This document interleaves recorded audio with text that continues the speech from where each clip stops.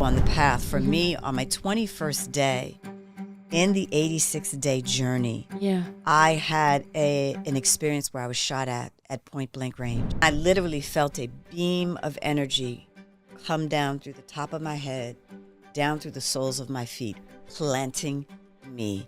And I saw the bullet leave the chamber. I saw the light flash. I saw the smoke. And people talk about this where it goes in slow motion. He continued to fire. Our ability to work on us is imperative. And I think that this is one of the things that we don't talk enough about, particularly in the context of leadership.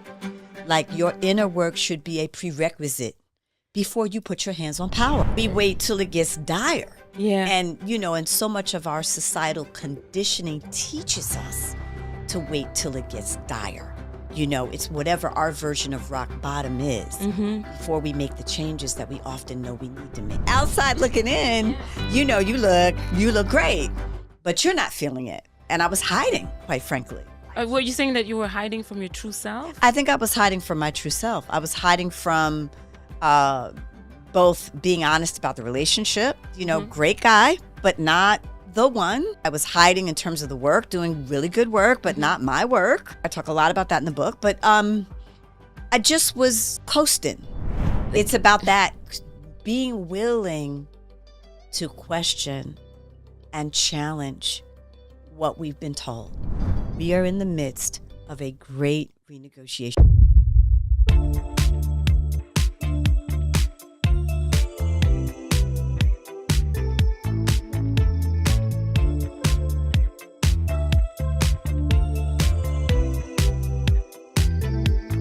Welcome to Driving Impact.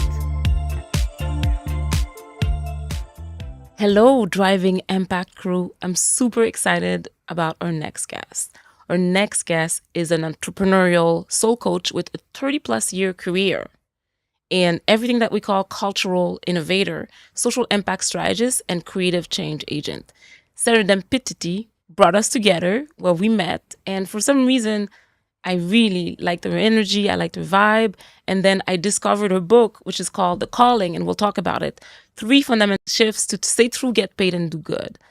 Our guest, Rha Goddess, has coached hundreds of luminaries, some of these, and changemakers, some of these who ended up becoming like New York Times bestsellers, as well as Times Top 100, has impacted millions of lives across the world.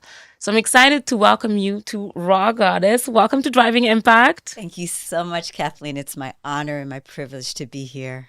When I met you, for some reason, somehow, I didn't even know that you published 2 books. I mean, one is an Audible coaching program and one is a book, a physical book that we have here today. And I just felt energized by every single word that you were saying. Thank you. I want to start at the beginning. Okay. I want to understand, what is the origin story of your name, Rha Goddess? Yeah. Where is it coming from? So in order to embody my name, I went through an 86-day cleansing, fasting, vision quest with an incredible woman by the name of Queen Afua. And it was interesting for me because it was at a point in my life where I knew I needed to shake it up. When you looked at sort of what was happening in my life on paper, everything looked amazing, but I was restless. I could feel that there was more that wanted to happen through me. And I think a lot of people, Kathleen, go through that. You know what I mean? Where we're in a great job, making great money. Yeah. We're dating a great person. Yeah. You feel like you're making it. You know what I'm saying? And on the outside looking in, you look great. But you're not feeling it. And I was hiding, quite frankly. And were you saying that you were hiding from your true self? I think I was hiding from my true self. I was hiding from both being honest about the relationship, great guy, but not the one. Yeah. I was hiding in terms of the work, doing really good work, but not my work. Yeah. And I talk a lot about that in the book, but I just was, coasting. But there was something in me, it was at a time when I was coming into my 30s, my early 30s, and a lot of people know, we talk about 33 being the Jesus year. but I just could feel that there was something that wanted to move through me, and I was running and sort of hiding from it and avoiding it. And I remembered having this interaction. Queen Afua, funny story, Queen Afua and I had the same vocal coach. And we were living in Brooklyn at the time, and we would pass one another on the stairs because she would be going to her vocal lesson after mine, and we would always hug and kiss. And I'd known her forever, and knew her son because he was very active in both of their sons, very active in the creative community. And one day I just really knew, like, I just need to work with you. And the beginning of the journey, the name came. And the name Rha Goddess came to you. It came to me. How and when?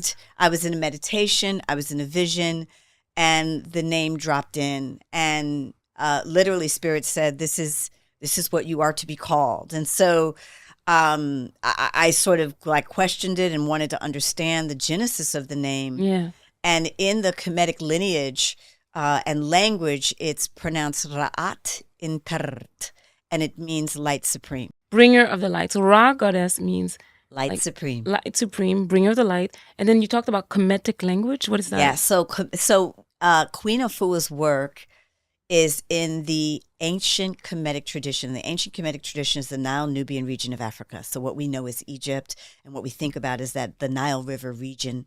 And, the history of the people from that region was that they were herbivores. They were vegetarians. They had a very sacred relationship with the land. And it was about dignity, and it was about, when we think about the history of sort of coming from a lineage of very regal people, very royal, very majestic people, very value-centered. And so for me, doing the work in connection with that lineage felt very aligned with my spirit. And I happen to practice and work in a number of ancient African traditions. And I think that's, part of our power, I think, is our ability to tap into all of the layers and aspects of our identity. And, I know we're going to get here, but when, I talk about working with leaders, whatever their cultural lineage is, I think sometimes there's a lot of temptation to leave that at the door. Yeah, to be able to look good or to fit in for some people is a corporate world. So I want to go back into Queen Afua. Yeah. How did you first, who is she and how did you get to meet her? She is an amazing healer and teacher. And, it's interesting in that we're now in a time in the health and wellness world where we understand the value of green. And green vegetables, leafy vegetables, right, exactly. This is the conversation of sustainability, clean energy, all of the things that we now sort of are looking at or thinking that they're part of sort of our modern world and part of our modern evolution. The truth of the matter is these date back thousands and thousands of years. These come from cultural lineages from all over the globe, where people practiced recycling and people practiced working with clean water. And you know what I'm saying? Reusing water. Reusing. All of these things are really ancient practices, indigenous to various regions throughout the world. So you're talking about thousands of years ago. You're talking about thousands of years. And so Queen is a green pioneer. And when I say green, I'm talking about your leafy veggies. I'm talking about your green juice. I'm talking about your alkaline lifestyle. And, one of the stories I tell a lot about Queen is, 40 years ago, she was in the hood of the hood, like the tough inner city, giving addicts green juice and, really? And blessing them and sending them love and, dropping, what she calls breath of springs, which is purified peppermint oil on their tongues and telling them to breathe and, to clean up their respiratory systems. And, she just was magical. And certainly for people who would watch her move through the world, they would have this sort of out-of-body experience because, Queen would be walking down the street in Bed-Stuy, Brooklyn, and, and she's got her crown on and she's rocking her white and her folded, African sari. And we loved her, the women. She, just in her presence and her being, she would call you to another level in yourself, this idea of taking your seat as a queen. And so for me, we are now going on 30 years that I've had the privilege So you met her being 30 in years ago. relationship with this woman. Yeah, I mean, probably 35 years ago, but 35 really years like ago. studying and working, probably going on, like I said, 30 years. And so it was so fitting that she held the foundation. Like, I believe my spiritual name was coming. My calling was coming. My purpose was coming. I was running from it. Like a lot of people. That is just the truth. Right? I was running from it.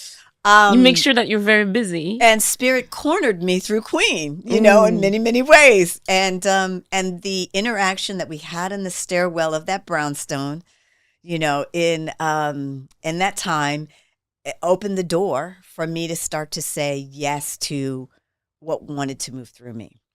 And so I go into this 86-day cleansing fast.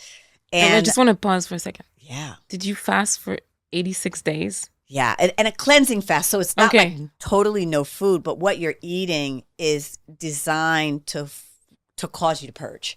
Okay. And so a lot of green, a lot of water, a lot of liquids, a lot of cold pressed juices. And what are you purging? Everything, you all. I mean, you know, Queen, when we first sat down, I love sort of sharing this story. We first sat down, she's like, we're going to get that birthday cake you ate when you were 4. Oh, no. Okay, that's kind of purging. Right? Like, we go all the way in because, you know, we don't realize that we carry around, okay, here we go, Kathleen. We carry around a lot of things, you all. Mental, spiritual, emotional, physical, toxic, waste, old energies, old conversations, old emotions, stuck trauma. All of that's in here. And when we commit to really living a vibrant life, when we commit to really living a sustainable life, when we commit to living a life that really is aligned with our greatest truth, that stuff's got to go. Yeah. And it means that we create practices, we create regimens, we create new habits that enable us to consistently purge and cleanse and clear our energy so that we can be really present and in our full capacity to be who to you're make meant whatever to, contribution. Yeah. Whatever contribution we're here to make, whether that's, you know, with our families, whether that's in our professional worlds and the ways in which we're being called, whether that's in our communities and all of the other ways, our spiritual institutions. So in order to be our best self, our ability to work on us is imperative. And I think that this is one of the things that we don't talk enough about, particularly in the context of leadership. Like, your inner work should be a prerequisite before you put your hands on power. I'm going to tell you something, Rha. I'm in the corporate world. I spent most of my career there. I was also an entrepreneur before. But I think what's interesting is that, like, some of the concepts that we're going to talk about today sometimes goes into more spirituality. And then when you say spirituality, that's when people tend to run away and people get scared. But before we go there, I want to go back to, you were purging for 86 days, cleansing your whole life, physically, spiritually, your ancestors, and also any things that you've eaten, your body, your soul, etc., your beliefs. I want to talk about where did you do that purge, and then what came out of these 86 days? And I want to understand also, were you in isolation or? Yeah, so I wasn't fully in isolation, but I will tell you that the more that I went deeper into that process, the more I craved being by myself. I craved being still. I craved being quiet. And I learned the power of quiet, which is something that I talk about and teach about all the time. You know, often people ask me, well, how do you find your purpose, or how do you find your calling, or how do you make these big life decisions that often we're faced with every day? You gotta have the ability to get still. You have the ability to get quiet. You have the ability to learn how to listen to your inner wisdom, your higher wisdom, whether we call that God, whether we call that the universe, whether we call that source or creation, or your love, inner voice, whatever we want to call it. That part of us that really speaks to the core of who we are and speaks to the core of what it is that we're here to do and has our highest interests at heart. So your own interests, not any corporation you work for, right? Or your family or your partner. But what is good for your spirit? What is aligned with your soul? What is aligned with who you are, who you really are, Mm-hmm. beyond all the labels and the accolades and the roles and the accomplishments, and what it is that you're here to do, what it is that you're here to bring. Now, we bring what we bring through all kinds of vehicles. So many of the leaders we work with are in corporations, doing phenomenal work, right? As well as many entrepreneurs who are at the front lines of movements for social impact and social change, right? Or who are building fabulous businesses that are transforming the lives of people every day through their products and services. So the vehicles and the conduits through which we serve are of multitude. Mm-hmm. But the truth, the way we show up in those vehicles, what we carry, what we offer, what we bring, that requires space to get clear on. And that's why you're talking about, like, you have to be still. And when you talk about being still and quiet, you mean it's the opposite of being busy. Yes. Because everybody's busy, everybody's running right and left. So you went into that 86 days I went cleanse. into that. And how did you come out of it? I came out of it so clear about my life. And, you know, when we talk about sort of pivotal moments that put you on the path, for me, on my 21st day in the 86-day journey, I had an experience where I was shot at point blank range. I was living in Bed-Stuy, Brooklyn at the time. I was coming home in the late evening. That happened in real life. That happened in real life. Okay. No. In so real life. You're coming from your workshop. I was coming from work. Okay. I was at a client, and at the time I was doing consulting work, and I was coming home, and I, kind of had my little date, as you all know, is 1998. I had my Walkman on. I was listening to my tunes, and I had just stopped by the health food store, and I was going to have some miso soup. Like, I had a whole kind of plan, and I lived in a community in Bed-Stuy, Brooklyn, where many of us were either the children or the grandchildren of the original residents. So it was a real community vibe. People looked out for one another. People knew each other. Who our neighbors were. Absolutely. And so this guy pulls up on the bike and he asked me, like, where's the Johnsons? And I'm kind of going, Johnsons? I'm looking up sort of in my mental Rolodex, like, I don't know. And then when I look down, he's pointing a gun. What did he want? My purse. He wanted to rob me. Okay, so it was a question to be able to get your purse. What did you do at that moment? Catch me off guard. And so, he said, basically, come here. And I literally felt a beam of energy come down through the top of my head, down through the soles of my feet, planting me in place. And I literally felt almost like a shield come down. I'm getting chills when you're telling that story. Something absolutely embodied me. An energy and a spirit embodied me. And I looked at him and I said, brother, I don't have anything for you. Wow. So you didn't follow his orders because he wanted you to come here next to him and you wanted your purse, and then you stayed still. I stayed still. And I really want to say this, had no choice.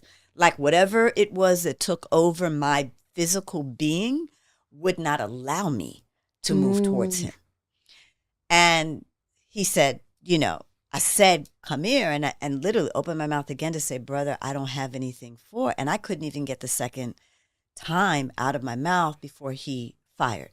So he shot you? Shot. Where? I saw the bullet leave the chamber. Yeah. I saw the light flash. I saw the smoke. And literally, and people talk about this where it goes in slow motion. Yeah. Truly, everything slowed down. I saw the bullet leave the chamber, but I, to this day, cannot tell you where the bullet went.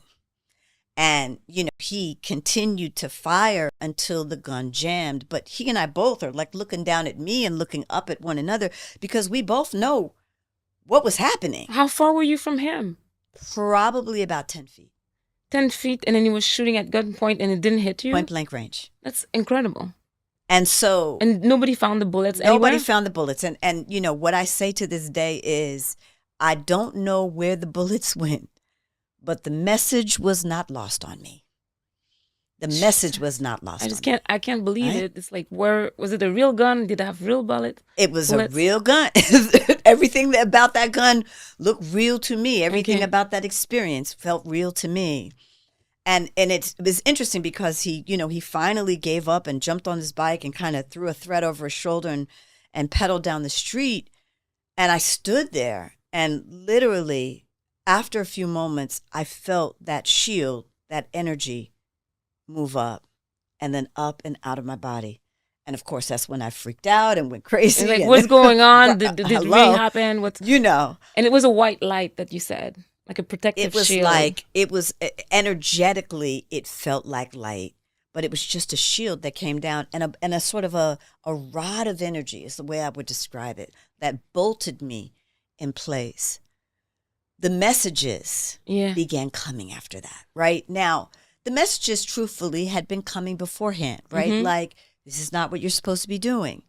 Anybody recognize that? You're not supposed to be at that job. Anybody recognize that? This relationship is not the relationship for you. We hear these things. These are a lot of downloads, right? There's a lot of fruits. Is like the voice of wisdom speaks to every single one of us all of the time. Well, we just shut it down. There you go. We shut it down because we have good reasons not to do it. Before we go there, so the guy who shot you, what was his reaction?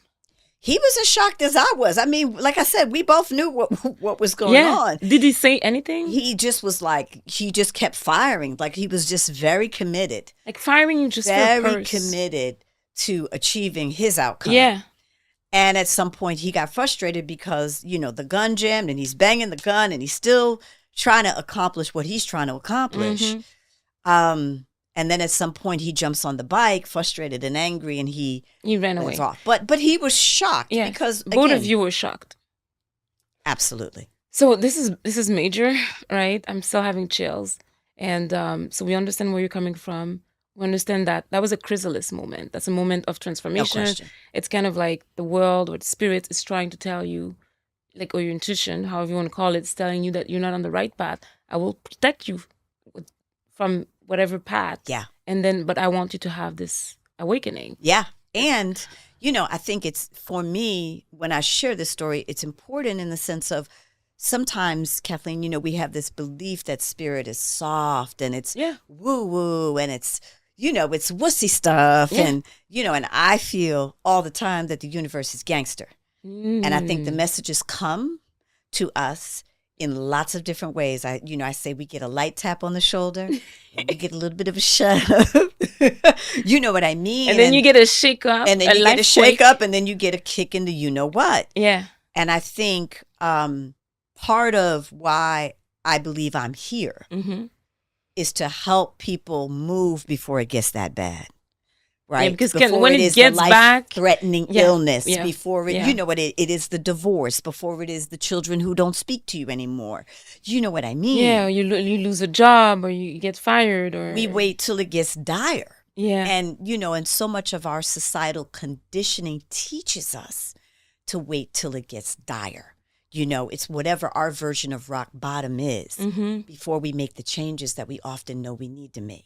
And also because human beings are wired to status quo, right? Because it feels comfortable, safe, right? And then if you venture out of it, there's more fear of losing something than gaining something. 100%. So most of us just stay where we are. We keep doing what we're doing. And the unfortunate thing about that is, for many of us, the comfort zone is painful. So we have learned to adapt to the pain, or we've learned to adapt to the disillusionment, or the apathy, or the disappointment, or the resignation. And that's where we're living. Mm-hmm. And the truth be told is we're not really living. We're just existing. And we're living somebody else's life, or even any social construct that we believe is where we should be. Yeah. Yeah. And there's a lot of pressure to conform to those constructs. So that anytime, and this was my issue, right? Because it wasn't that spirit hadn't been talking to me before the gunshot. Spirit was all up in my business. And I was like, thank you for sharing. But I'm going to do this over here. It's like, you're calling me, but I'm just going to turn up. I'm going to hang up on you. Bye. I don't understand what you're talking about, right? All of this soul work and all of this moving people to liberate. I'm like, I don't know what that is, God.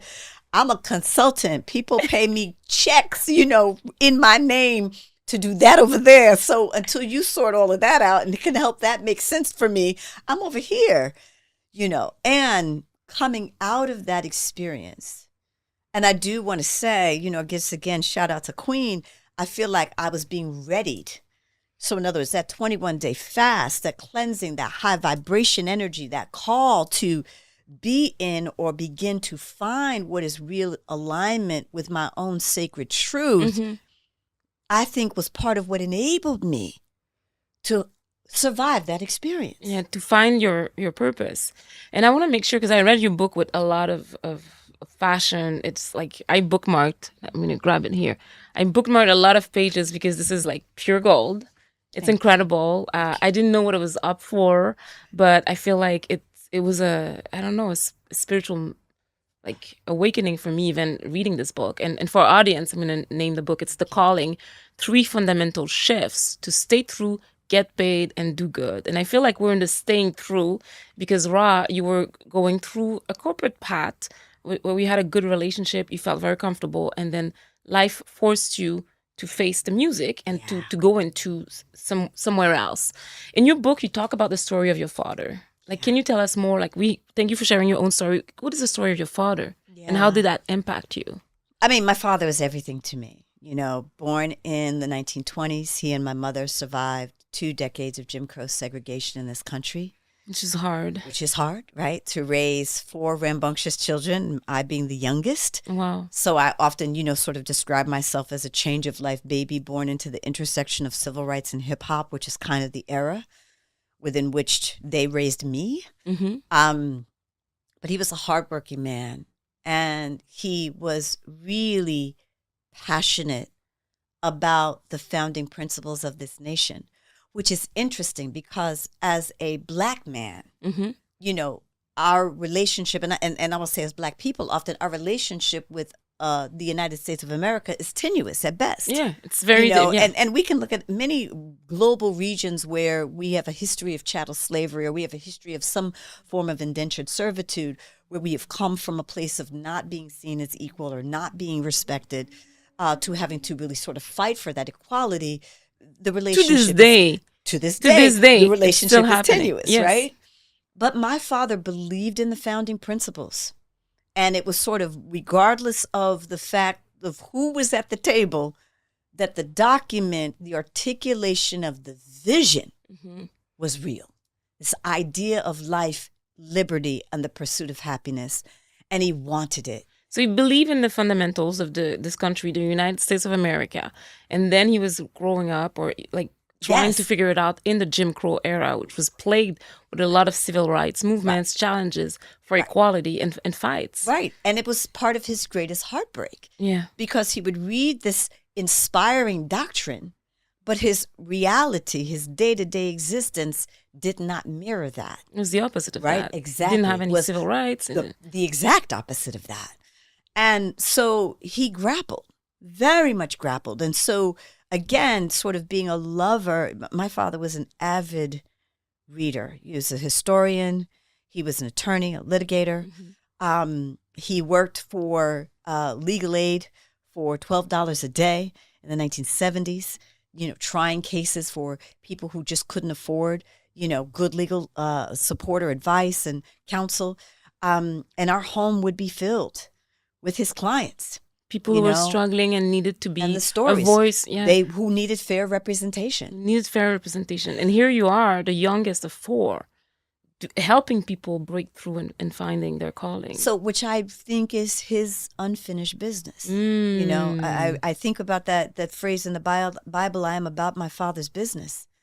And so for me, the dedication in the book is that I feel that I'm here to carry the lineage of what was at the core of what he was doing. So, no, I'm not an attorney, but my work is rooted in liberation. My work is rooted in equality. My work is rooted in self-love and racial justice as well. And and justice and equity. And so, and I want to say, because I think, Kathleen, so much of what even we're grappling with right now on the front lines of what we know to be diversity, equity, and inclusion is a small fraction of what I think the true vision is, which is really that all people get to be their best, that all people get to thrive, and that this is not a zero-sum game, contest. That some people are going to win, some people are going to lose. You understand, yeah, right? And I think at a fundamental level, because of so much of old paradigm power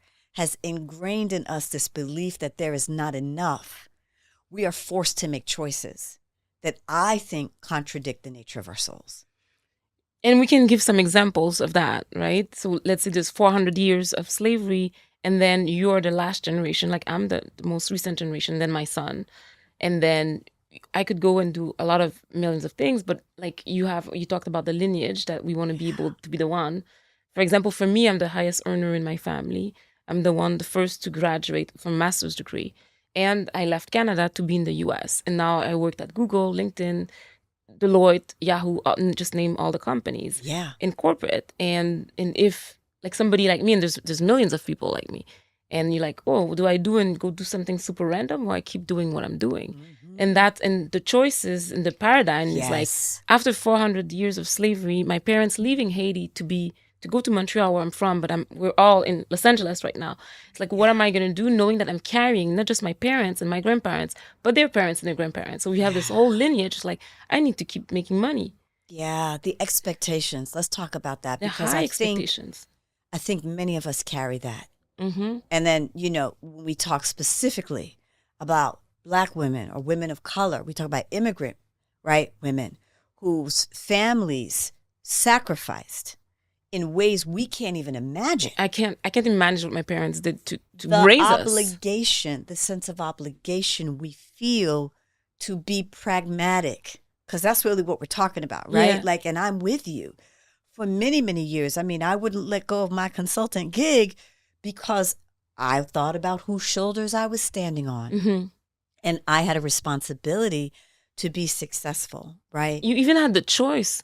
Right? Some of parents didn't have the opportunities that are extended to us. Yeah. And then they didn't have the choice sometimes. And now here you are doing like your father's work, coming out of it. And then I want to talk a bit more about your book, The Calling. For people, what is a calling and how does one find it? It is the thing that you cannot run from, because we all have it.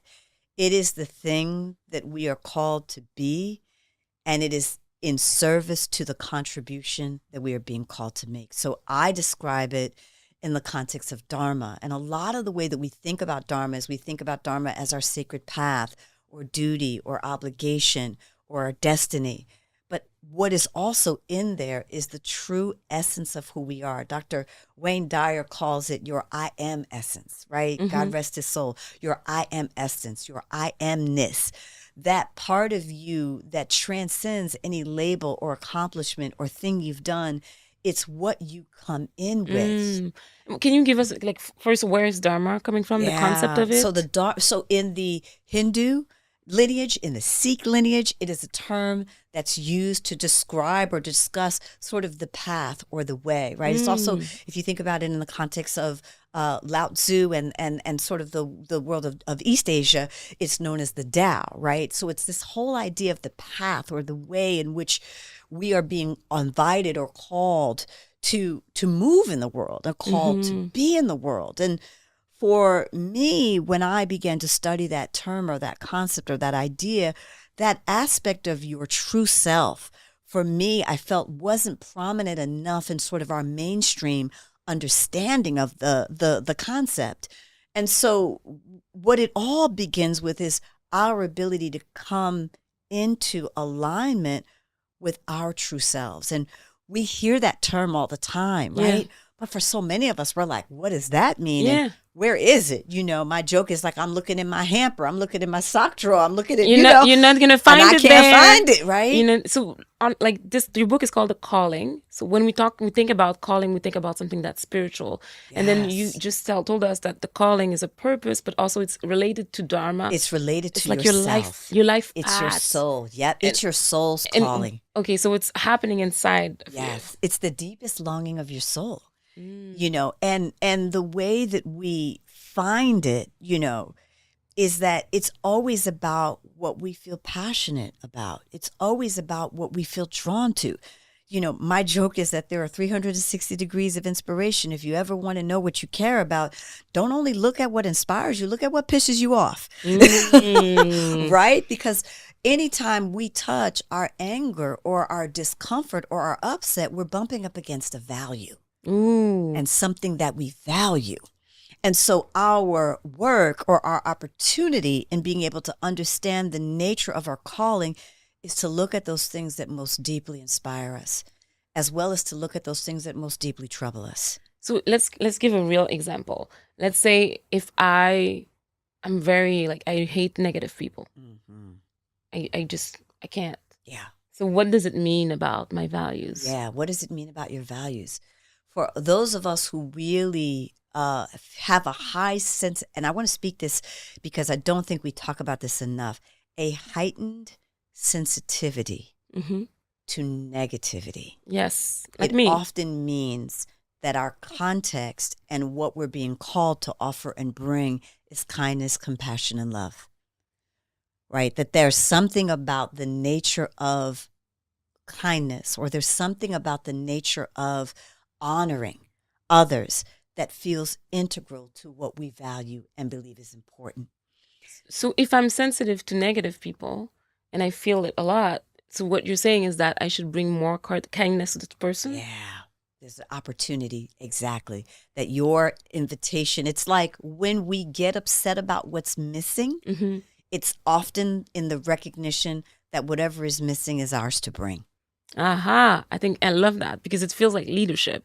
100%. If you see problems to solve, you should volunteer, because some people don't see it. Right. You should volunteer to solve these problems.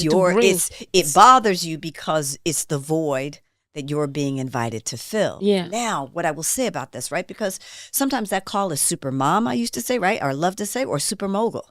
Or sometimes it's a combination of both, right? So again, the vehicle, the way, the strategy for how it comes to life.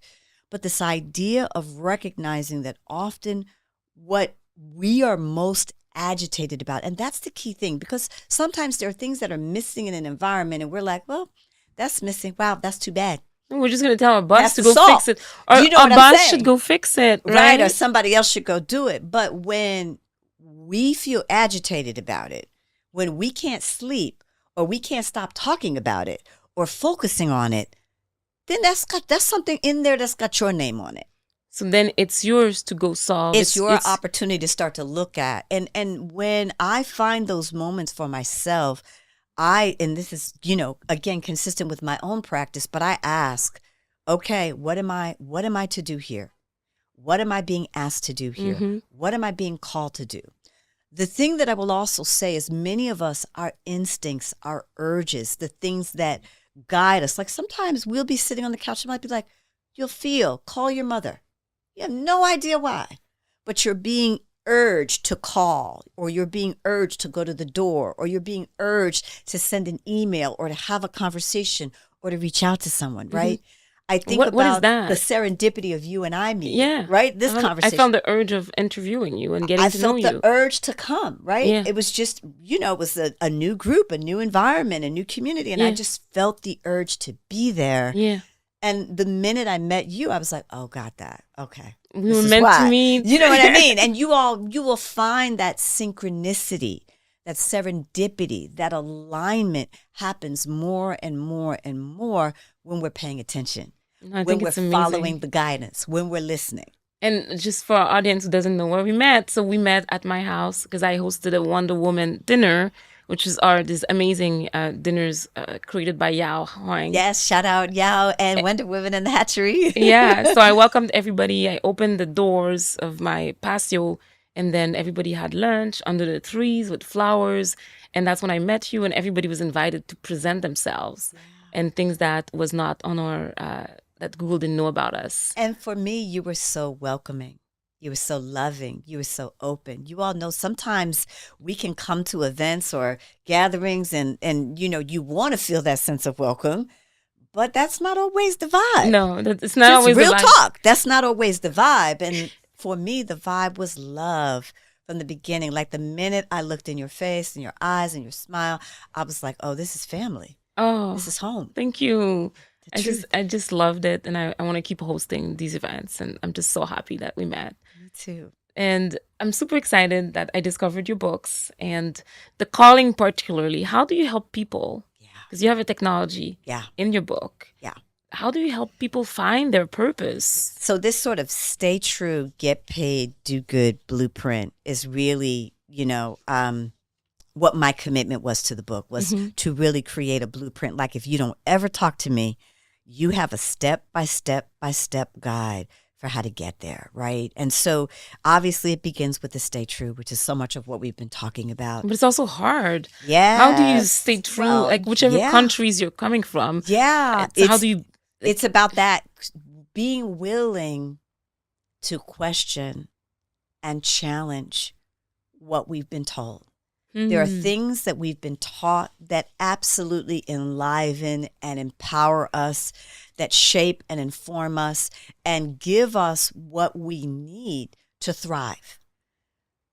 At the same time, there are things that we have been taught or things that we have experienced that have challenged us in ways that have limited our ability to be our full selves, or limited our ability to be in our full capacities, or most importantly, Kathleen, limited our ability to love ourselves. Self-love. And accept ourselves. That's super important. Because what what I'm hearing appreciate ourselves. Yeah, what I'm hearing from you is like we all have limiting beliefs.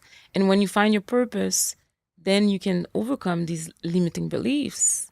And I think it's a hand in hand, meaning ideally your calling gives you the incentive.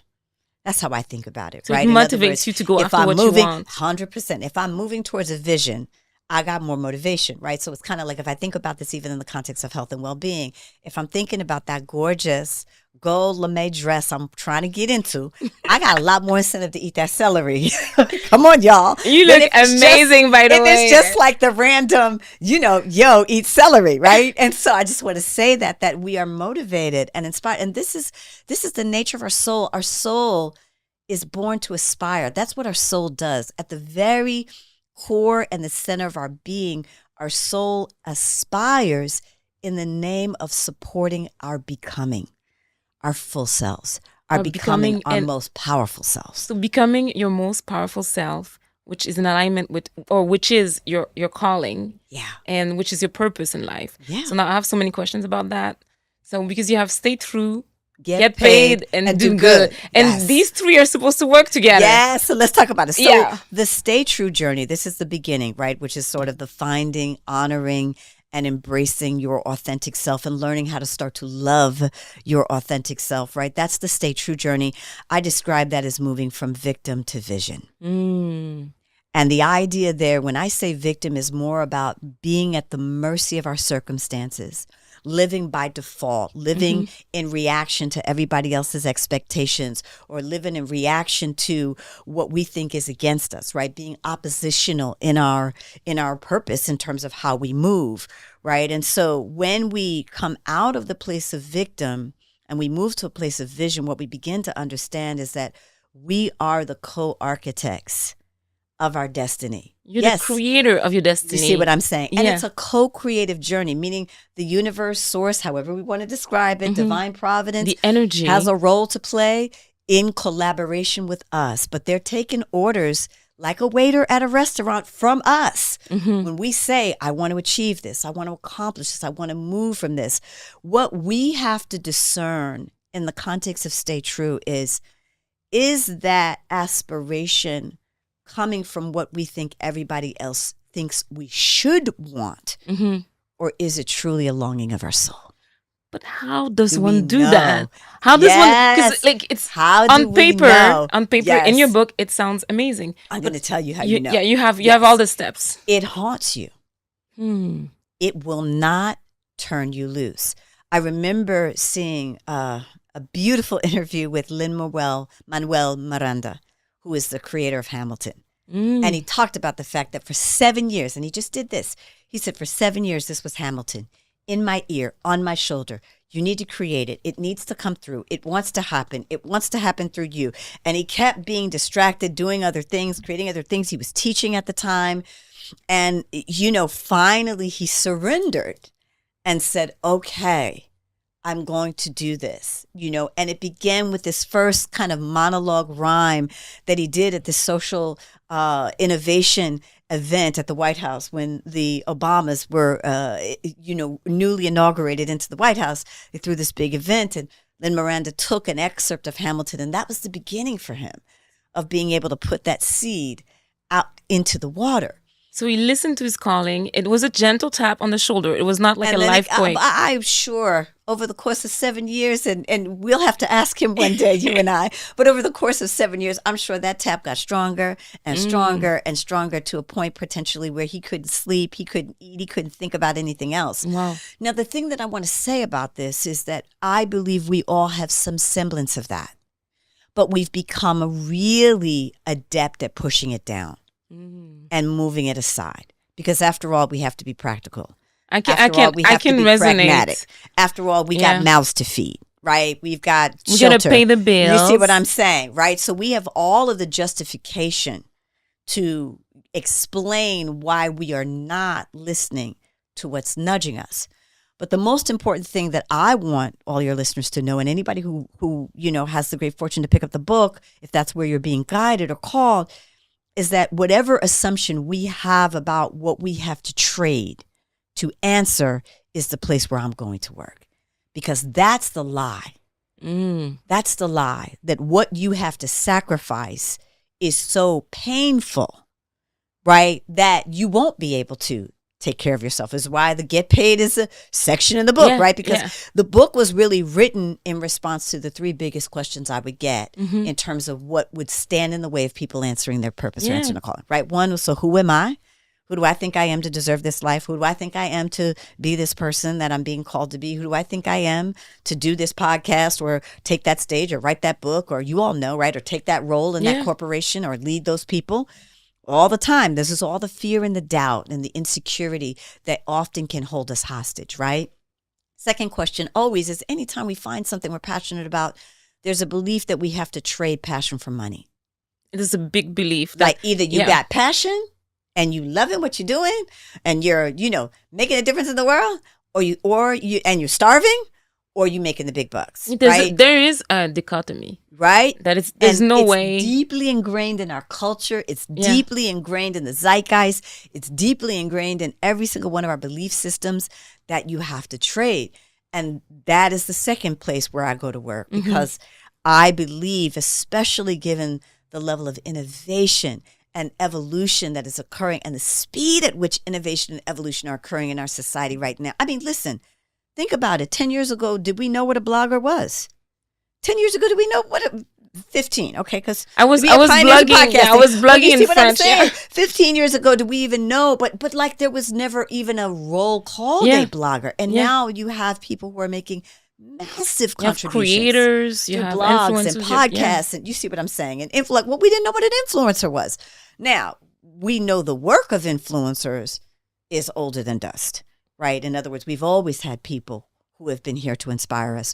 We've always had people who've been here to guide us. But there's something about the democratization of technology and the way in which it's now allowed people to have the tools to answer their calling and their purpose more readily and more easily, which are things that we all should be celebrating. Because the truth of the matter is, I think that so much of what we're in is the age of the citizen. I talk about this in the book. We're in the age of the citizen, which is all about, what are you here to do? And how can we support and facilitate you in doing what you're here to do, right? Because that's the way we get the world we want. I think it's super interesting because a lot of people are afraid of this purpose or their calling or what they're here to do. You have an exercise that's called the belief inventory. Yes. The belief inventory. How do you help people via this workshop that seems powerful, which is the belief inventory? Yeah. So when we really want to take a visionary stance in the center of our lives, it begins with paying attention to what we believe. Very successful people, right? And I'm talking about true success, whole success, right? I'm not sort of talking about Pyrrhic success, right? Shout not out just Lisa money, Nichols, right? I'm talking about whole success, right? Where you are whole in your mind, your body, your spirit. You have relationships that are healthy. You are doing things that you love, right? The much bigger function than just the acquisition of the material, right? Though that may be in there. Because a lot of people are very rich, but very depressed, sad. Not happy, not fulfilled, right? But I'm talking about true success, which is really happiness, joy, and fulfillment, and a sense of real contentment and peace with who you are and what your life is about, right? That, right, is really a function of alignment. It's a function of alignment. It's a function of really recognizing what your values are, really paying attention to that unique combination of talents and gifts, those things that you bring that really make a difference. Often I say to people, they don't know, well, what do I bring, or what makes me different, or what makes me interesting? I say to them, ask the people in your life, like, what are the things that people are always coming to you for? Yeah. Right? And it may not be your job. Right? Maybe something not totally be, different. You see what I'm saying? Yeah. It may be, but anytime you're in a job environment, people are coming to you for it, or in your family or in your community, you are the one whose door people knock on. Those are all clues to what your purpose and your calling are, right? The get paid part of the journey, right? So that's the stay true, victim to vision. But the get paid part really comes into play when you are willing to move from scarcity to abundance. And so again, we look at what you believe. We have to come back because everything, I started to say, right, successful people pay very close attention to what they believe. And it isn't just like, oh, I believe this, I'm always going to believe this. There are certain things for us that will be the case. But there are other things where we are constantly updating the file. It's kind of like if you think about your operating system on your computer or your phone, we need to update the file from time to time. You refresh your beliefs. Refresh your beliefs. So you do this belief exercise, inventory. Belief inventory. And then in Get Paid, you have multiple steps. One of the steps is forgiving the constraints of your financial past. Yeah. Can you tell us more about where people are stuck? We carry a lot of shame around financial mistakes that we've made. And it's interesting in the sense of sometimes trauma or disappointment or tragedy can impact our finances because it impacts the way that we view ourselves. And the way that we view money as well. And the way that we view money as well, 100%. So any place where we have shame, any place where we have guilt, for some of us, that's stood in the way of us getting the knowledge and information we need. In other cases, it's influenced choices we've made to do things or not do things. For some of us, we've made big financial mistakes. So there's a lack of self-trust and a lack of self-belief. Often, in my experience, when I find people who are struggling with money, it's more about what they believe about themselves. Wow. Can you give us an example of like a person that you coach or like a summary, a fake person? Because we don't want to name names. So there's an example in the book where I talk about an incredible entrepreneur who had built a really successful business. And they were wanting to kind of go to another level of expansion and growth, and they were really being challenged. And what happened was that the business, which had been normally really thriving, was starting to actually go the other way. And we all reach these points, you all, in our life and in our work where we continue to do the things that were winning for us in the beginning. All of a sudden we hit a plateau. And those things that we're doing are not winning anymore. Yeah.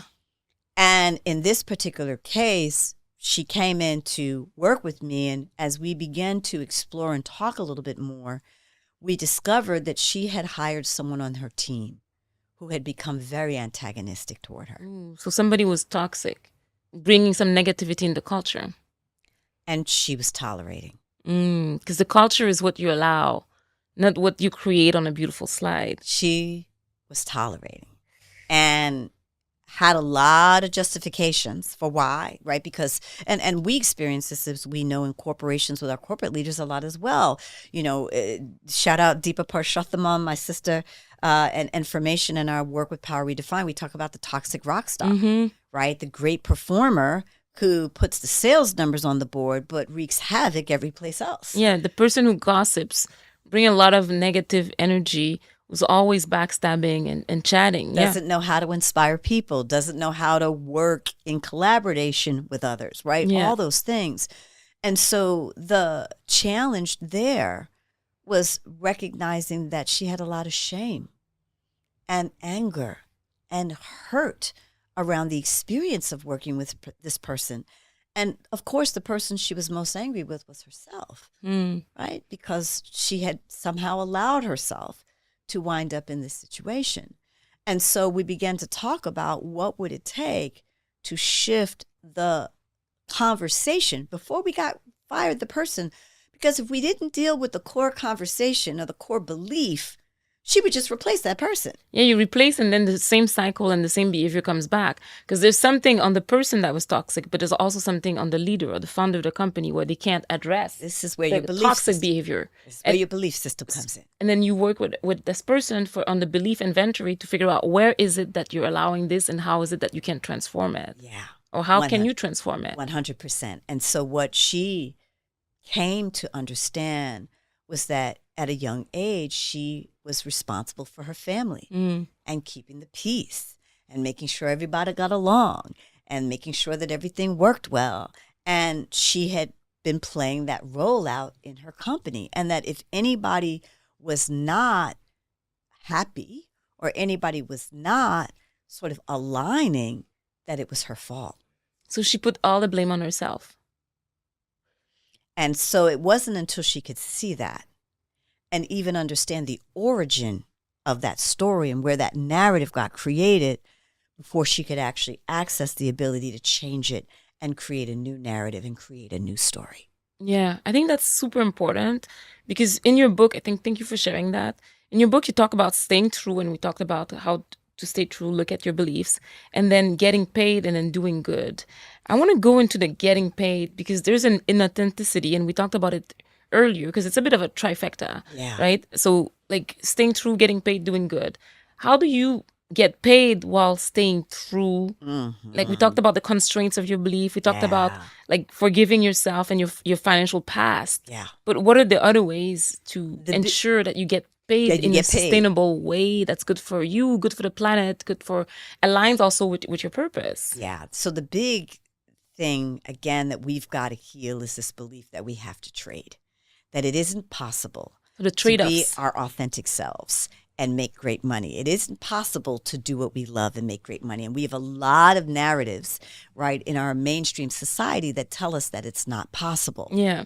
So when we come to this conversation of getting paid, one of the questions I ask in the work all the time when I work with leaders is, what is your money truth? So there's what you've inherited.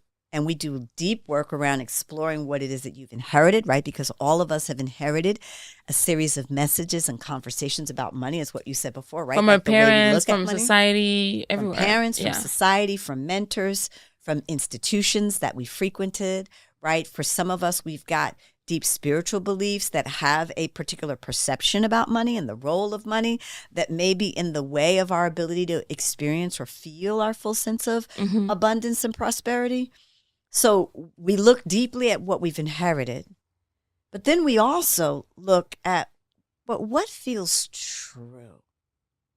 And this is a question that I encourage us, if you do nothing else in the conversation, just start to ask yourself that question. What feels true about money? What feels true about money? And what feels true about what I want to create when it comes to my money? What feels true about the way I want to earn my money? What feels true about the kind of people that I want to collaborate and work with, or the kind of people that I want to serve? And this is the place where we then start to see our values begin to emerge and what we value, right? And so, again, in our traditional sort of belief or conditioning, we're told, well, that doesn't matter. You just got to go get that check. You're going to work with people you hate. You're going to be in toxic environments. You're going to do things you don't want to do. You're going to have against your it's your okay spirit. to have PTSD. You understand? It's okay to have insomnia. Step over all of that. And it doesn't matter as long as you have a lot of money in your bank account. And hopefully you just don't spread it all on the houses and cars. And this leads me literally, Kathleen, to the second book, which is coming, is that I think we are done stepping over the elephant in the room. I think we are done stepping over those things that at some point in our life become undigestible. So some toxic behaviors in terms of what we tolerate, right? Yeah. And our threshold of tolerance, right? And so in the work of getting paid, it is really about being willing to challenge those status quo beliefs that tell us that we can't. Now, here's the truth. We have lots of examples of people who have followed their vision who have followed their calling. You have like Deepak Chopra. Incredible contributions, right? Ariana Huffington. Listen, Venus and Serena Williams, right? I mean, we can look in just about every field of endeavor, right? I think about Beyonce and the power of this Renaissance tour, right? Shout out to those of you who went to the tour or participated in the tour. It's billions of dollars. Deeper in what was the art and the music was a commitment to family and safety and freedom and self-expression. And when you look at some of the great creators of our world, whether they're in, business or finance or investment or art or technology, they are dreamers at their core. And they're able to make their dream a reality. Because in your book, you talk about celebrating new ways of doing business. Yeah. And how does one celebrate those new ways that are not like struggling in a 9-to-9 or 9-to-5, how you want to call it, working with toxic people around you? How do you break to honor what's important? And sometimes it begins with very, very small steps. Speaking up at the coffee cooler. Like, okay, that wasn't cool. This doesn't align not to me. Working for me. I'm not going to tolerate this behavior. Come on. Sometimes it's asking for support. I need your help. I have a big project, or I've just gotten a big role. I think, and this is a big one for us as women of color, and a big one specifically for us as Black women. We deserve to be supported. We deserve to ask for support. Every great visionary leader, contributor to our modern and our ancient society did not do it alone. No, you need like shoulders to rely on. You need advisors, sponsors, mentors. Our ability to start to do business in a new way is our ability to begin to consider what would it look like if more of the values I hold were present. And your company may not be the one to usher those in. You may be the one. Yeah, because in your book, you talked about monetizing with someone else's company, and then you talk about monetizing within your own company, being an entrepreneur versus being an entrepreneur. Yeah. And those are different paths, and people can follow different paths. Yeah. What's your advice for people who need to figure out, should I be an entrepreneur or should I be an entrepreneur? An entrepreneur. Yeah. I think for entrepreneurs, often you have a strong vision. You can feel it moving through you. There's something very specific that wants life, and it wants you shaping it from the very beginning, right? It's an idea, it's an innovation, it's a solution, and you can feel it, right? And you're a little bossy. Because you want your vision to happen. You don't necessarily want to work for somebody else. You really want to be calling the shots, right? Yeah. And so, the other thing I would say with entrepreneurs, and I do, by the way, give 13 criteria in the book, as you know. Yeah. Like that help you sort of identify, are you an entrepreneur? But here's the thing, even bigger than that, Kathleen, which is I believe that all of us need to be thinking entrepreneurially. Yeah, anywhere we are. Right, because we should launch initiatives that are going to drive impact. We're committed to contribution. Whether we're in a corporation, whether we're in a small business, whether we're in our own shop, every single one of us should be looking at our relationship to the mission. And we should be looking at what's the contribution that we're here to make to the mission. Yeah. Right? And that is across the board. And so when I talk about this idea as a leader, whether you're in an organization or whether you're running your own shop, you have an opportunity to bring your values. It's important. I think a lot of people don't feel permission, especially in larger organizations. Yeah. They're like, well, this seems to be what's accepted. Well, I need to play by the rules. Sometimes this you have to be the small. leadership that's rewarded. Yeah, well, and I really do want to say to you all, and I know this is a provocative thing to say, we have more room than we think we do. So that's extremely, extremely powerful. In your book, when you start talking about doing good, you talked about conditioned victimhood. You talk about it's to monetize your true calling, so all that you are and do is in perfect alignment with who you want to be and what you want to see in the world. And in that section of doing good, you also talk about the 3 L's, which I think is super important and interesting, because I'm going to read like this portion about sustainability, because driving impact is also about how can people drive impact in the world for climate, in AI, leadership, in their career.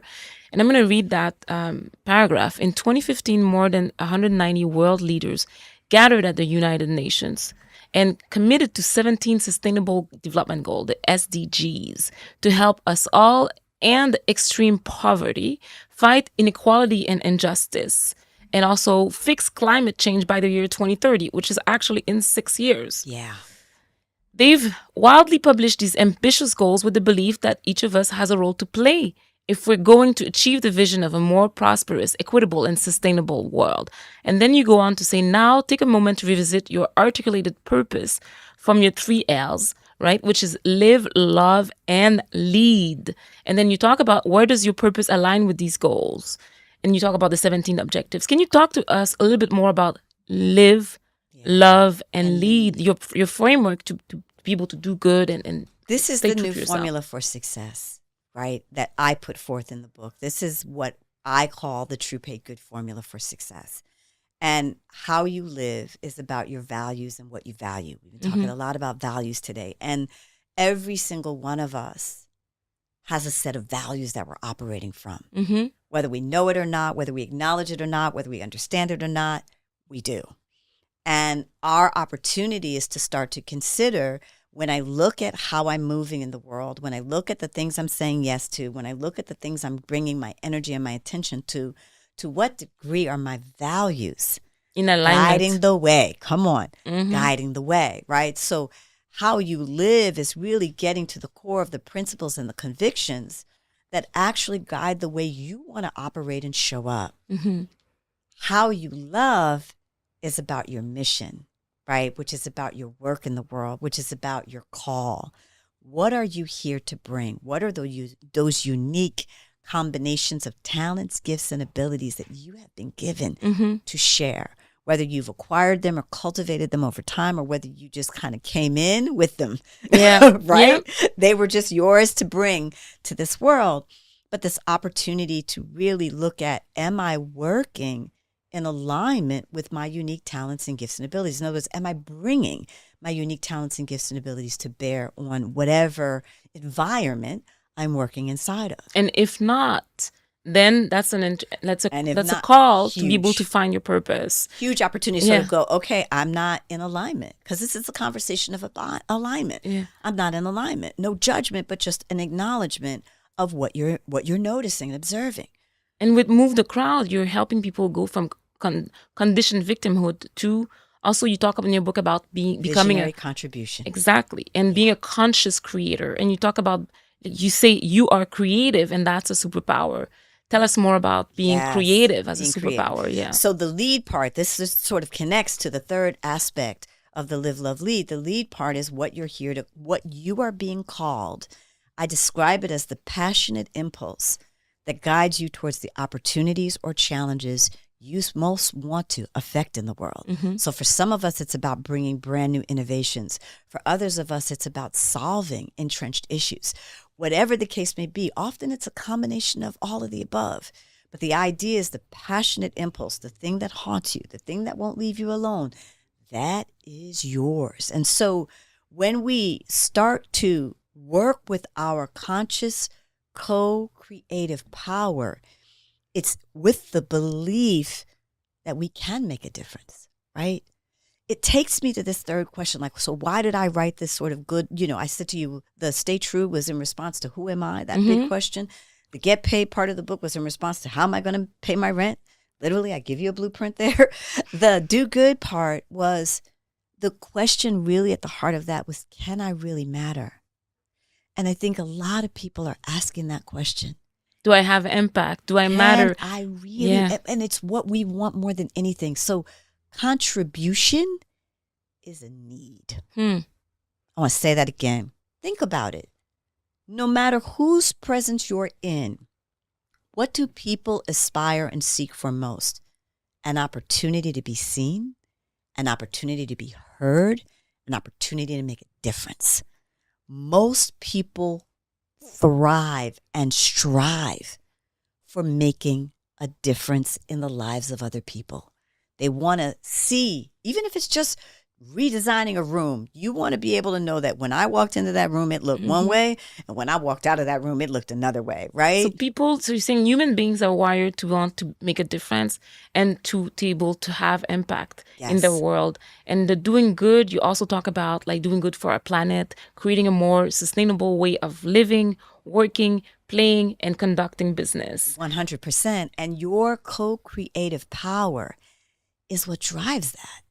So in other words, when we're willing to embrace the fact that we are creative, because we're creating all the time, right? Think about y'all, we speak things into existence, whether we want them or not. Oh man, here comes that person going to give me a parking ticket. Sure enough, here come the cop next to your car, right? And we don't realize that when we speak things with conviction, when we speak things with emotion, when we speak things with certainty, that there's an energetic vibration, right? This is where we talk about the law of vibration. Yeah. There is an what energetic is the law vibration. Of vibration? And it's different from the law of attraction, or is It's the same. It's the same. It's okay. the same, right? We're speaking about the same thing. What we're really talking about is frequency. All of us, this is a science lesson, right? All of us are particles. We are vibrating energetic fields of matter. Yeah, Joe Dispenza. Yeah, Joe Dispenza talks a lot about it. God bless you. Yes, God bless the vibration, energy. Right? Oprah talks about it as well. Yes, and we call it. Listen, we also have slang for it. It's your vibe. Oh yeah. We'd be like, I don't like her vibe. I don't like her vibe. Right? That's the energy. That's the frequency that you're emitting. So we all emit. But so do the other things around us. We are in a field, a magnetizing or repelling field. And so what happens is when you pay attention to your energy, which is really your belief system, right? Like expressing itself. I'm going to say that again. It's your belief system expressing yourself. When you pay attention to your energy, what happens is that the vibration begins to rise. To elevate. Do you believe that there's people with high vibration and people with low vibration? I believe that we have access to the full spectrum. And I think some of us hang out in low vibe, and I think some of us hang out in high vibe, and then I think a lot of us vacillate between. Yeah, within the day, within minutes. Yeah, depending upon what's going on. The vibe can be funky, right? Yeah. But what's important, especially when we think about doing good and making our difference in the world, is that when we allow the creative energy that is ours to move through us, when we bring our full intention to our passion and to our commitments, there's a way in which that magic begins to show up in our day-to-day world, right? So within, so without. So when we're doing our work, because this is also why I say the alignment with your work is important, because there's a difference between good work and your work, work that has your name on it. When you align with the work that has your name on it, your purpose, it's fire. And it can drive a lot of impact. And for our listeners are hoping to become change makers, or they're already change makers, but they want to drive more impact. What are your top 3 tips for people who want to drive impact in their career? 1, start to pay attention to where the fire is for you. Where are you passionate? El fuego. Yes, el fuego, right? And that's like, where are you inspired? Where are you excited, right? And there are things that you're naturally drawn to. And sometimes you have no idea why you're drawn to them, but you just are. Start to trust that more. Start to believe in that more. Also, notice where you're pissed off. Yeah. Notice where you're upset. Yeah. Notice where you're really ready to take it to the streets, literally and metaphorically, right? Begin to observe, and what is the issue or what is the challenge associated with that. Also, notice when you're engaging with people, where are you falling in love, right? For some of us, we're called to work with the little ones. Yeah. For others of us, we're called to work with women. For others of us, we're called to work with men. Whatever the call is, the nature of your call is in terms of who you're here to serve, start to pay attention to that. And then just begin to ask yourself, and you can do this, you all, on a micro scale. I'm going into this meeting right now at 9:00. What's the difference I want to make? Yeah. What is your purpose for this call? Boom. What's the outcome and the difference? What's the impact that you want to drive? That's amazing. Minute by minute. Those are amazing tips. Thank you so much. And for people specifically who want to drive impact in the climate, in the world, in racial equity, what would be your top 3 tips? Because you've been able to be an activist as well. The UN's sustainable goals provide an incredible framework to help us get clear about where the areas of impact reside. So it's in the book, you all. I give you the graphic, I give you the rundown. I also give you the different social impact strategies, the way some of us work on culture and shifting paradigm. Other of us feel called to shifting policy. Other of us feel called to frontline organizing. So you'll be able to discern what it is for you. But literally, you'll have a step-by-step blueprint to develop your own do-good strategy. But it starts with your passion. Mm-hmm. What's the change? What's the transformation? Who do you most want to serve? What are the talents and gifts that you really want to express and share and bring in service to that issue, in service to that community, that population, and then allowing that to start to take shape and form. The other thing that I want to say is it doesn't look any one way. I think traditionally we've had sort of an opinion about what activism looks like. Yeah. Because some people see it as like we have to march in the street, we have to like chain ourselves to some buildings or parade half naked. Right. And there are people for women's rights, for climate action, for different reasons. There are people who never would embrace those titles. They do not see themselves those ways, but they are absolutely transforming their communities. I mean, I want you to think about like the grandmother, the auntie, that gets the whole neighborhood aligned around the community watch, or gets the whole neighborhood aligned around the community cleanup, right? Yeah. Every day, ordinary people making extraordinary commitments in the name of love to themselves and one another. So you have the power to drive impact, and it's super impressive. I want to hear more from you. What is next from you? Because you wrote The Calling. You also have an audio book, which is a coaching program around money. Yes, making money, making change. In 2020, during the pandemic, you created Information, which was for women of color. Yes. So what's next? So I am working on the second book, which is all about the reset on ambition. And the way in which I believe this new definition on ambition and success is emerging, specifically post the Great Resignation. Okay. So that book is coming. Shout out Wiley. That book is coming soon, my publishers. And also building on the work of Information, which worked with women of color leaders from all walks of lives. The work of that sort of community is now been elevated in the sense of the next step of that work is Born to Shine. And what is Born to Shine? High-level mastermind community for women of color leaders and entrepreneurs who are committed to this next era of courage, agency, authenticity, and contribution. So we've got innovations and ideas, and often we sit on them. Yeah. But we're in an era right now more than ever where our leadership, our ideas, or our innovations are needed in the world. And so the Born to Shine community gathers in various configurations and constellations, but mostly we do retreats, quarterly retreats. We go all over the world. And the intention is to create spaces where those ideas can be nurtured. It's amazing. So we're looking forward to your next book, which is Reset. It is, well, so we don't know the name the or title. The working title. I actually won't say, but I will say that the core of it is about ambition. Okay. The core of it is about the way in which we want to reimagine our relationship to work in service to our highest contribution and in service to our most authentic selves. Oh, that's amazing. So Born to Shine is coming. There's also a book that's coming. In 2011, you started Move the Crowd, where you coached hundreds plus people who ended up being New York Times bestseller. Tell us more about the people that you've coached, because some people are very famous, and we'll have it on the website in your bio. And so are you still coaching people one-on-one? So we serve thousands and thousands of leaders every year with the different constellation and configurations of our programs. Some of the luminary leaders that you're talking about, we've had the privilege to work with people in various aspects of life and sectors of contribution. You know, people like Gabrielle Bernstein and the Spirit Junkie movement, Reshma Saujani, founder of Girls Who Code and Moms First, Amara Jones, who just this past year made the list for Time Magazine's 100 Wow, Most Influential. Congratulations. Shout out Amara, founder of the Translash movement and the Translash media movement. And And many Those other are big names. incredible people Wow. like that. And you know, what I will say is, whether those leaders are really well known or not as well known, what they all share in common is that they are living their lives. They are walking their paths. They are responding to their purpose and calling, and they're doing it in a way that is true, that is paid as good.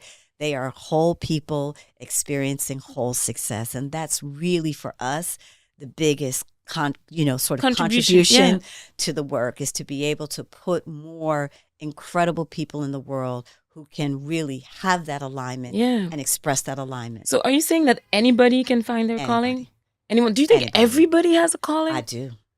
Super mom, super mogul. Yeah. I do. Do you think it's going to take, how long does it take for someone to find their calling? Yeah, I think for some of us it comes at birth. We know, right? I think about a beautiful interview with Lady Gaga, where she talked about, you know, before she could even almost walk at 2 and 3, she was sort of reaching up to the piano and putting her finger on the keys. Like she was attracted she knew to the piano, that it was what it was for her. Other people, they can be 75 and find it. You know what I mean? If I think about one of the oldest bodybuilders, I cannot remember her name. I just saw a beautiful spread of her in a wellness magazine. She's like 81. She started working out at like 68 or something, right? Wow. And so it's like, and now she's like one of the top wellness fitness experts. You can start working out now. It's never too late. And that's the thing I really want all of us to know. And at the same time, now is the time. And now, in your book, in your book, you talk about like this collective trauma. Are you saying that now is a time because we're coming from the pandemic? 2020 was hard. It was all the racial equity challenges, the death of George Floyd, Breonna Taylor, all those murders, and we have undergone an awakening. Yeah, and then COVID just forced us at home to figure ourselves out. Yeah, we are not the same people we were 3 years ago. So and that's the case in a normal cycle, but given what we've gone through has been unprecedented. Yeah, that was the word. You know what I mean? Mm-hmm. And we are not the same. And every single one of us, and this is, okay, so now I'm going to give the title because it just feels like it's there. Yeah. The Great Renegotiation. We are in the midst of a great renegotiation. This is the title of the second book. This is the work that's coming. But I believe that every single one of us is really starting to ask ourselves, what are we really here for? And what are we no longer willing to tolerate? So we're defining our non-negotiables and we're taking actions towards it because we're coming out of a massive collective trauma and we're not willing and we got new terms and conditions. Yeah. Sign here. We got new terms and conditions under which we are willing to play. And bang. We owe it to ourselves to find out what those terms and conditions are. We owe it to ourselves even more to begin to honor those terms and conditions, whether we're doing it in little ways or big ways. Like I said, it can begin at the water cooler. I love it. It's like the fine prints at the bottom of the ad are going to be blown up and it's going to be on the screen and it's 100%. We're not negotiating. No, it's going to be out in the world, just like COVID brought up all the dirt. And we're going to come to the table in our full power. And we're going to invite those who are negotiating with us to come in their full power. And I think one of the biggest things, one of the questions somebody recently asked me in connection to this new book, they said, what do you think is going to be the future of work? I said, if I have anything to do with it, it is going to be the transformation of the us and them paradigm. Ooh. And who's us? Who's them? Us as a worker? Us as the worker, them as the leader of the corporations. We don't talk enough about it, Kathleen, right? Because it's not, this is provocative to say. People say it's Gen Z is redefining the way that we but we're going to have the opportunity to dissolve the construct of the man. And we are now going to become partners in starting to look at what needs to happen with our institutions and our vehicles to really architect the new world. Wow. Right? And that's what I think wants to be born. Mm-hmm. And I don't think it's any mistake that we are seeing the entrenchment of violence in various corners of the world that we're starting to see right now, because I sort of feel like in many ways, as horrific as it is starting to lay the ground for something different, right? So there's a big shakeup. When do we go, enough is enough? Yeah. And the lid just blows off and and the steam goes off. So thank you so much, Rha Goddess. We were with Rha Goddess at Driving Impact. I feel like it's been a privilege to engage. It's been a privilege to read your book. I'm so inspired. I'm excited about the second book. So when is it coming? It will be the spring of 2025. Okay, the Great Renegotiation. We're super excited. Thank you so much. And we'll have all the details about where to find you in your bio on our website. And I just feel very privileged and honored to have spent this hour with you. Oh, thank you, Kathleen. Thank you so much for your amazing work and all that you do. And clearly this is your calling, and I'm so privileged to have been a part of it. Thank you. Thank you. It's so funny because I've been thinking for 15 years, I need to launch a YouTube channel. I need to launch a podcast. Didn't do it. And I just decided to jump. So I'm excited. Yes. Thank you, Rha. Have a good one. Bye-bye, Driving Impact Collective.